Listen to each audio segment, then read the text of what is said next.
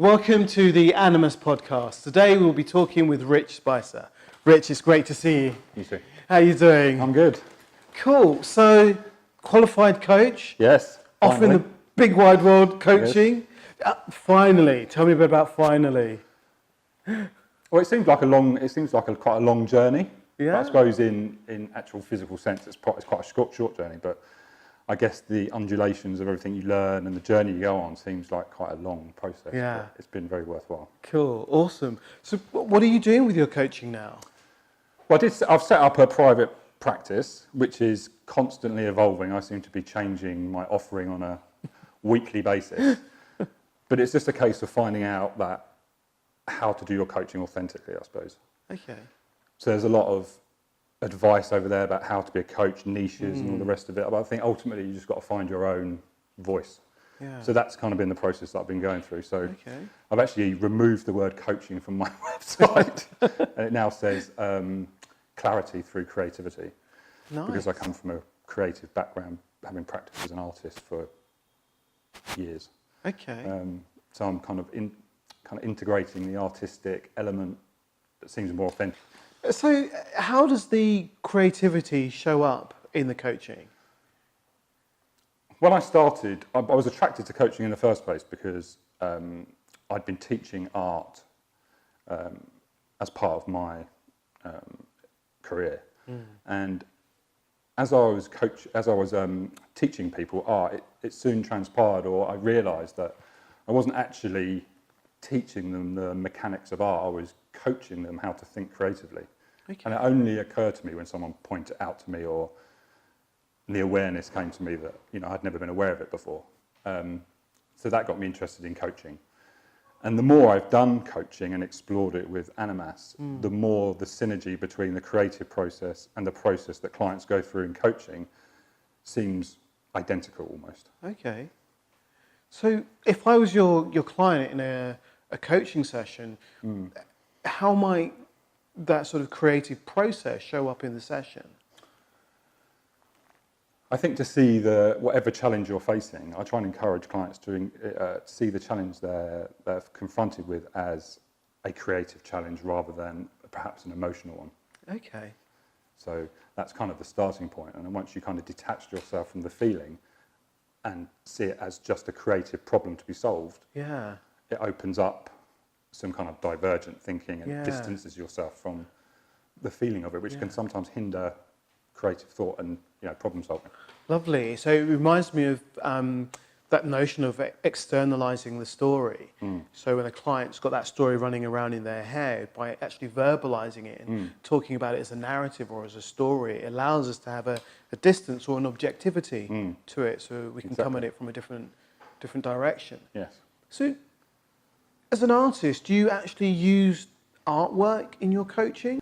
Well, I've asked clients to doodle while they've been talking, and the science behind doodling is it frees up area in the kind of the frontal lobe area of the brain, which is where we can problem solve. So by doodling, it creates space here for that kind of unconscious problem solving to happen. Yeah. So, and also interestingly, the doodles that they subconsciously do, and the result often is quite revealing in itself. So they can draw, one client drew like a division line, and then this kind of scale was almost balancing. She wasn't aware that she was doing it, she was just like talking while she was doing it. And it kind of was quite, when we reflected on it, it was kind of like revealed quite a lot about her situation and how she felt about it. So it's quite powerful sometimes. Yeah. And I'm just curious here, when you're now doing your artwork with people, you're teaching people to draw or paint, is there now that you've done coaching, are you more conscious of coaching them through that process? Oh, it's completely different now, yeah. It's completely different, yeah. It's now on their, it's more person-centered, obviously. Whereas before it was kind of like, we need to create a painting, whereas I might do sessions with them where they don't create anything, and we just talk about what's preventing them from creating something. So it's it's cool.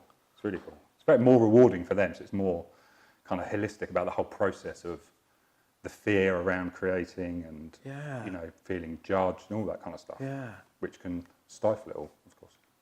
Amazing. It's just so fascinating to see how they sort of impact each other and how that grows. And I wonder, do you see it particularly going anywhere or turning into anything?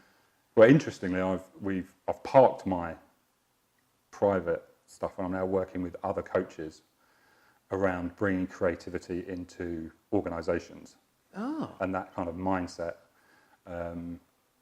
Yes, that's been we've been doing that for about a year and we're just about ready to kind of put it out into the world almost. So it's taken us a year to kind of get to the point where we've got enough social capital with each other and enough understanding of the way each other works to solve the challenges that it will take to put it in the market kind of thing and to create, because we want our organisation to be the example to follow, the kind of like the role model, if you like. Okay. So that process of building that organisation is very challenging and very difficult and very time consuming, but worth it in the long run, I think. So you're working with other coaches, Yes. bringing creativity into organisations. Yeah.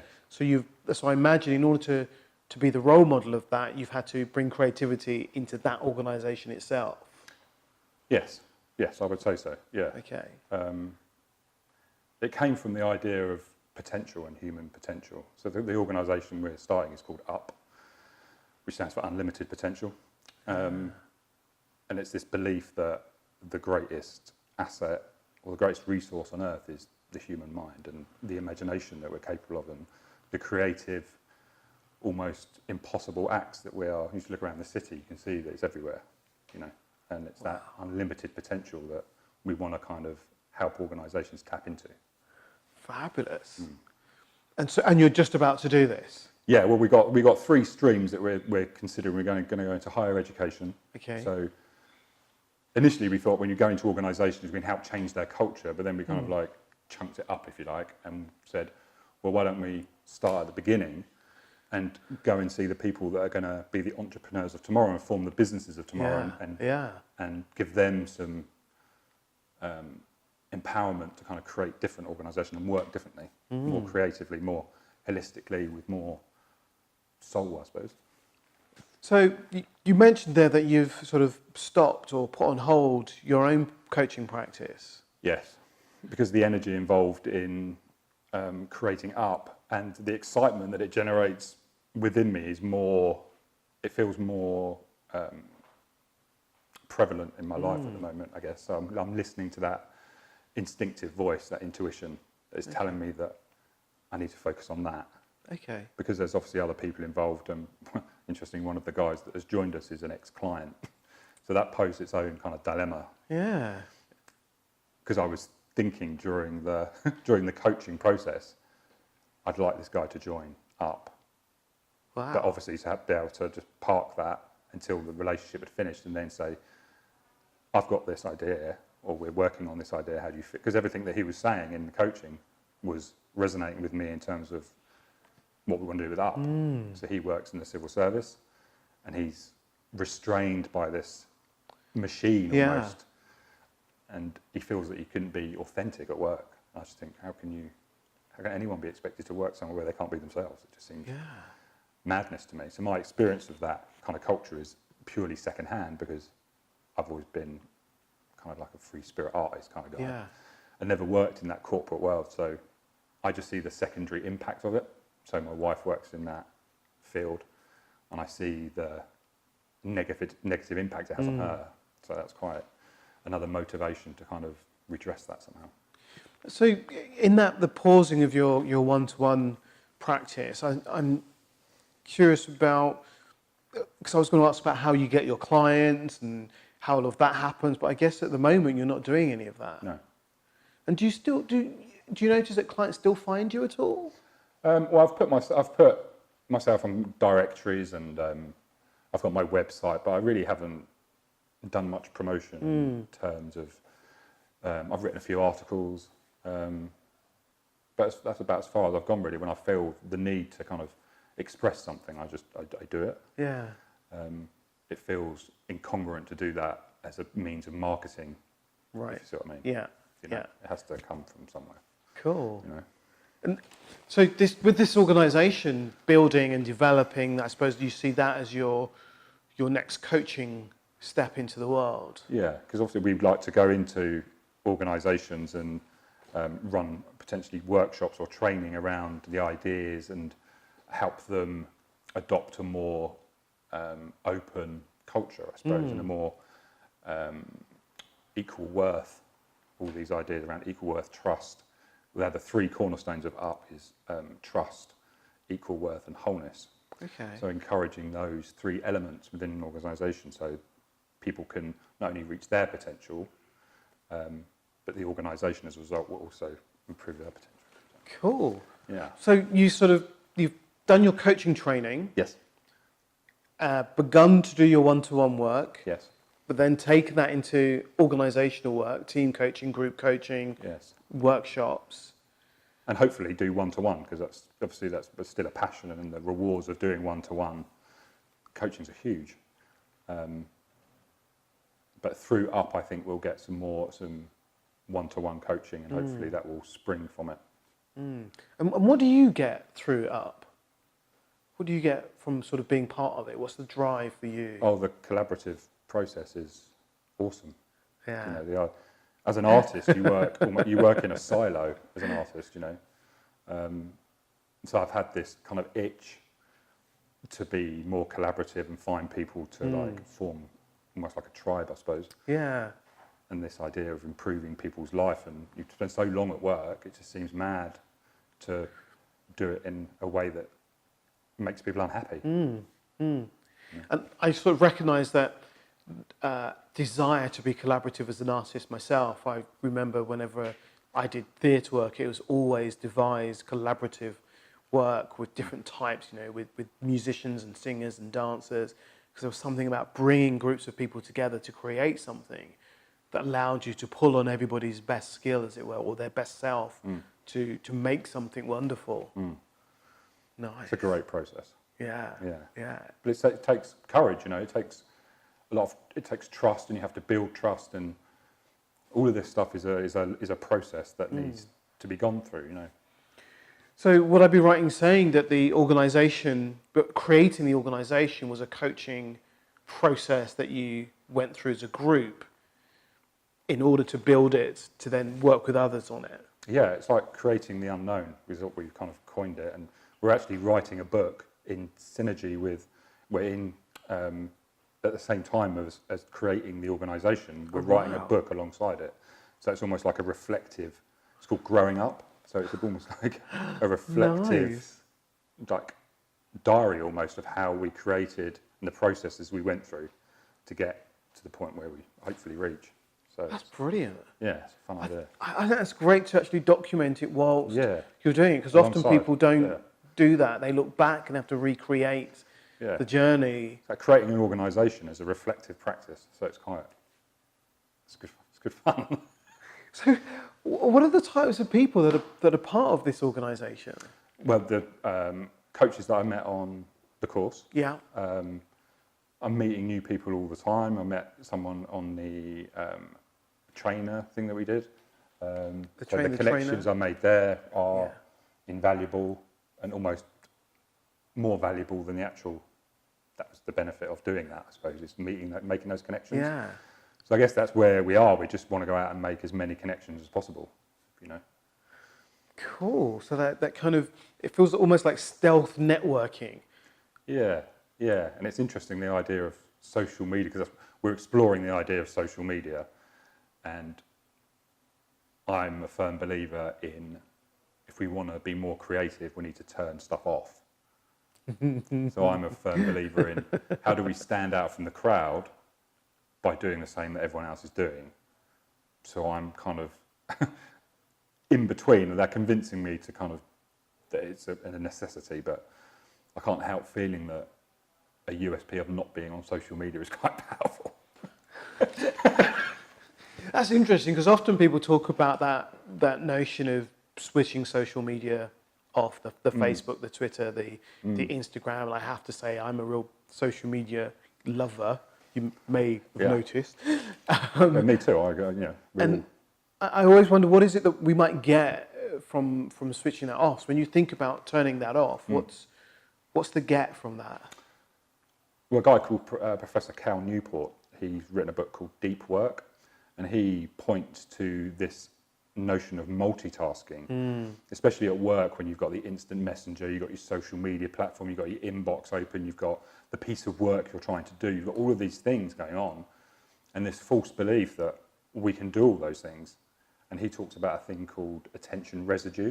So you switch from, you go and do your email, for example, and then you try and do, but you bring a residue of the email over, and it takes you longer to engage in the piece of work. Yeah. So the idea of turning this stuff off and having almost quiet time, sounds a bit childish, maybe kind of focus time, is really powerful. And this kind of, this rapt attention that you can pay and how productive that can be.